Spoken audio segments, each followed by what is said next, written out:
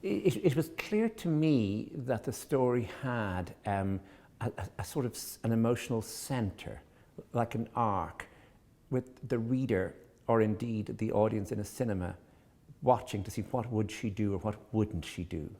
And that it was almost an old-fashioned romance over a choice somebody had to make in a time of peace, which was about love. And it's a choice a lot of people have made who have travelled. That if you wanted to, for example, settle down somewhere else you've been, it means you lose your own country. Or if you stay in your own country, you lose, that's something that belongs to many people. And certainly in a country like America, which is really made up of people who arrived alone with a suitcase, it's almost part of their mythology that there was someone else at home in the other country, way back, or in some near generation. I read Nick Hornby's screenplay, and I was really amazed at the clarity of it, that he actually understood the central emotion was one about love, someone being torn between two possibilities. And that if you simply followed that through as he did, then you would get something very pure. So I thought it was very pure.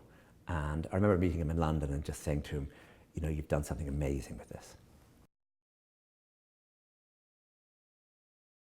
For me, the idea that the film was shot in Enniscorthy, and that this is where I'm from, and my parents are from there, my grandparents are from there. This is a small town of 6,000 people. But it's not just that the film is set in the town, it's set in the very streets which I was thinking about when I wrote the book. Watching her, I think, is a lesson to anyone acting. I think it's also a lesson to anyone who's writing. Don't do too much. A small twitch of the lips will do the trick here. And that's an amazing thing to watch, that she has an extraordinary facility to deal with suggestiveness, to suggest a great deal by doing very little. And that's the most fascinating idea, not only for people watching the film, but for writers, because that's what you're always trying to do.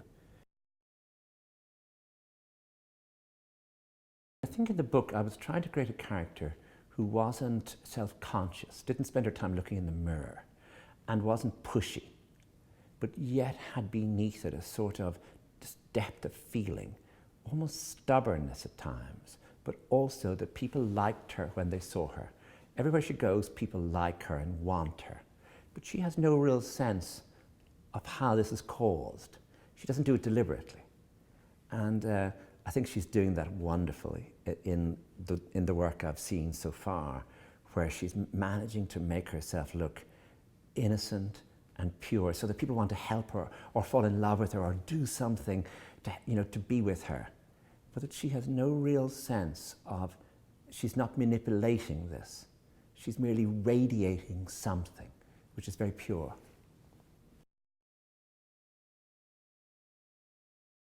He's somebody who I think cares deeply about feeling and rendering feeling and getting levels of feeling absolutely right. He is one of our great directors, but he lives in London, so he again has been through that experience of being from an Irish place and living under English skies and moving between the two places. So it's something that I think, as soon as we started to talk about it, it was something he understood, and understood for really good reasons, that it had been, it was his life. This girl, almost as though you're looking at somebody in a painting or a photograph, thinking, I know her now. And that idea of just simply entering into the spirit of somebody else, that was what I was trying to do. And if that could work on film, it's a very, very powerful medium, film, to get somebody's inner life, from the glow, from their eyes, from the way of moving, from the way of suggesting things, of changing their face, or the way the lights change, or the way the dialogue is. That would be the aim. She has something now, which is a mixture of, being very, very vulnerable as an actress in the way that she can suggest vulnerability, pure innocence, and at the same time decisive, that at certain moments you can see her making a quick decision over what she will do. So she's in that funny space, funny age, and it's absolutely marvellous to have somebody like that working on the script.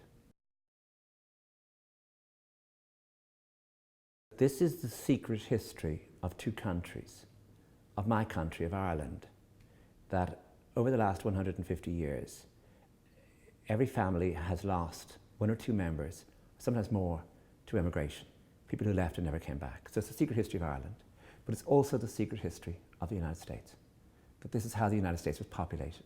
These are the parents, grandparents, great-grandparents of American people. This is how they came. And that story is often not told. It's often remembered in some way or other, but it's not actually told. So it is the secret history of two countries.